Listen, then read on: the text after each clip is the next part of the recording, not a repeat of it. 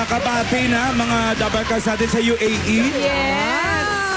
At syempre, para makumpleto naman ang tanghaliang siksik na sa papremyo at sorpresa, magtawa na naman tayo dito sa Ang Joke Ko!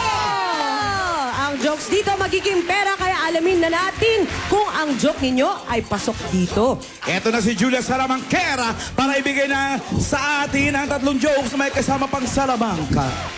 Ay! Hay! Napakaganda ng ating araw ngayon.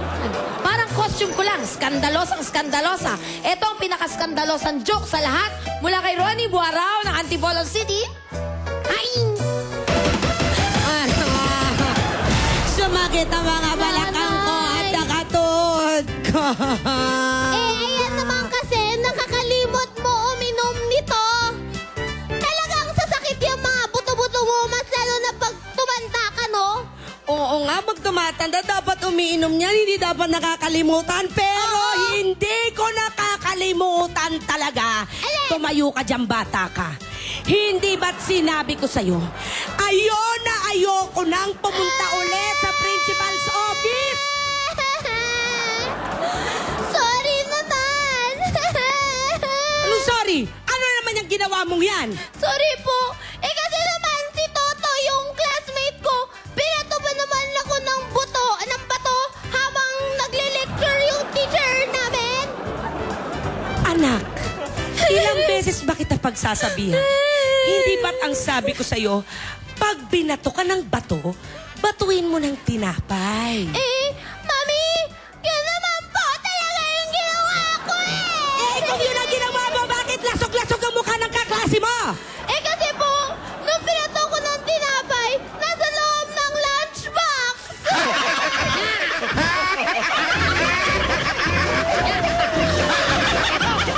Eto, magandang itry. Pag binato ka ng lemon, batuin mo ng juice. Ay, tinamaan. Joke lang. Pero ito ang pinakamatinong joke sa lahat. Mula kay Sincha Estasyo ng Mandaluyong. Hay!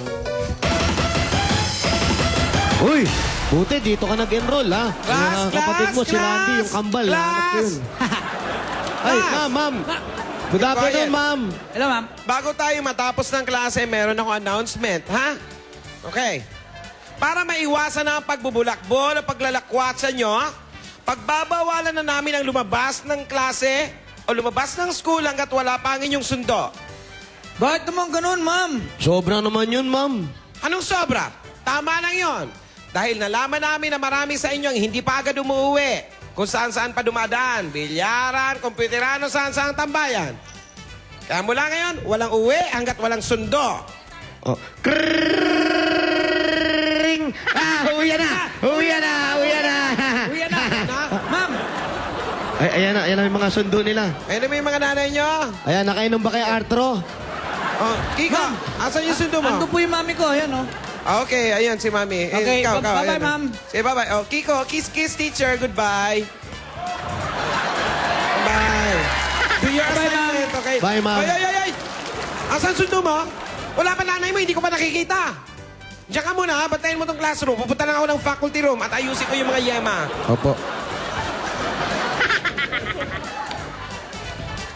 Pagkalipas ng isang oras, tingin. Jose! Jose! Ma'am!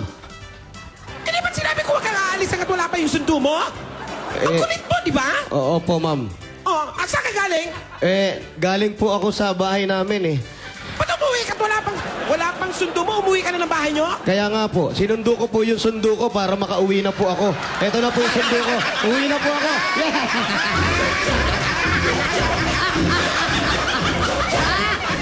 At ikaw naman, sinusundo ka na. Alam mo na kung sino. Takbo! Ngunit, eto, ang pinakamatindi sa lahat. May baon ako. Nakikita nyo? Bag.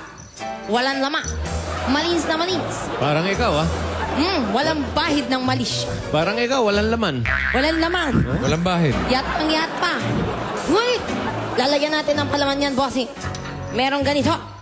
Bala-bala. Push! Hindi pa yan yung magic. Ano ba? Jimmy Saints, napulpul ako. Ngayon, nakikita nyo, Paano ka ngayon? Parang ikaw uli, oh. Parang ikaw uli yan. Kabuhol-buhol ng Mandila. malamang bulbul parang ako rin. Salamat, bossing. Esensya na, nagkakalot ako sa tindahan ninyo. Ngunit tulad ng nakikita ninyo, Oh, pinasok. Ano pinasok mangyari sa dyan? bag na walang laman, walang bayad ng malisya, ang kalat, kalat. Yan. Oh. Ayan, pinasok na po lahat. Ngayon, Ayan, ano? ang gulo ng buhay ko. Jimmy Saints, pakihipa. Iba mo. Hipa ma. Oh, ano yan? May dating. Ngayon, tulad ng nakikita nyo, pag po na walang naman, walang bayad na malisya, puti lang, puti.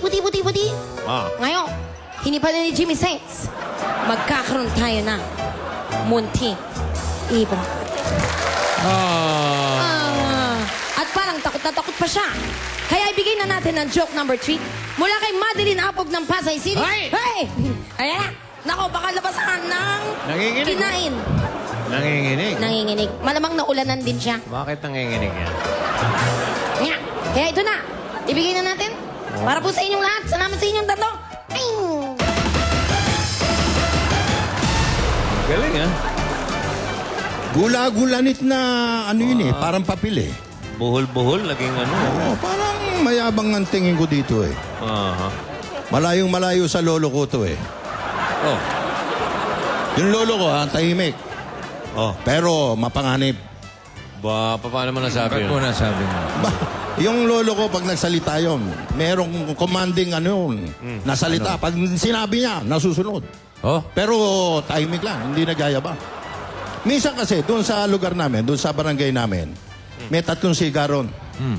Medyo nagtitikas-tikasan doon sa lugar namin. 3 Nilapitan ng lolo ko.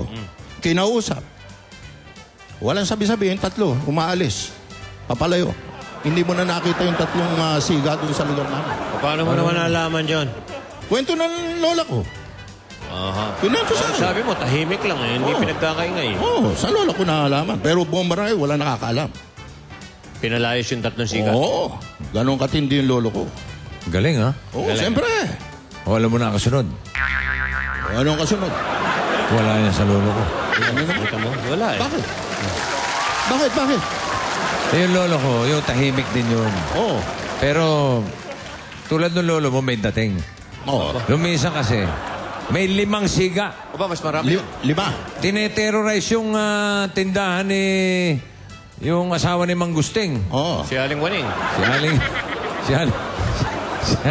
Si Aling Maring. Aling Maring. Aling Maring. Asawa ba, nagbago na ng asawa? Aling Maring, oo. Si Aling Maring. May 5 siga ron. 5 yan, ha? 3 lang yun sa'yo. Nagbabasag ng mga ano doon. Sinisipa yung ano. Tinatakot si Aling Maring. Oo. Alam mo, dumating yung lolo ko. Anong ginawa ng lolo mo? Simple lang. Kinuusap lang niya. Medyo pabulong pa nga. Alam mo ginawa nung 5 siga? Oo. Humingi ng dispensa kay Aling Maring, nagsiuwian. Teka, paano mo naman nalaman yung istorya nga? Kwento ni Aling Maring. Si Aling Maring mismo nagkwento? Oo, kwento nung Tahimik may-ari lang ng kasi. tindahan. Aba, wala na nakaalam din doon sa lugar. Wala na. Tahimik lang ang lolo ko.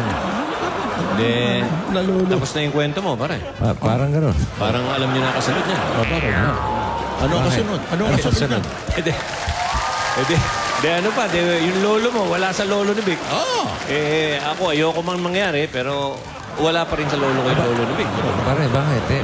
Yung lolo ko, 5 siga yun, pare. tahimik din yun. Hindi mayabang. Hindi yung ginagawa niya sa barangay, hindi niya pinagkakalat. Pero ang salita daw nung parang batas. Oh? Ganun. Batas din. Ano mo Ganun. naman na... Apelido nung Mauricio eh. Parang ganun lang, parang ganun. Attorney ba yan? Dati. Ilan gun sa inyo? 3. 5. 5? May 10 talamak na siga-siga sa lugar namin. 10. So talagang nananaga, as in nananaga, may gulo. At nag-ornamentado. At nananaga pa ng mga racket. Ng babakal. Nandidelay siya pa. Nandidelay siya ng mga... Nangingikil. Oo. Aba kinausap ng lolo ko, tahimik lang, hindi pinag-ingay. Oo. Ayun. Oo, ano? Lumayas yung 10 ano. Oo. Lumayas na. Oo. Oh. Matindi. Tapos pag layas, ano? Kaya wala, Paano lumayas naman? lang. Ha? Paano mo naman nalaman yan? Nalaman ko yan sa lamay. Lamay nung... Lamay. Lamay Yung nung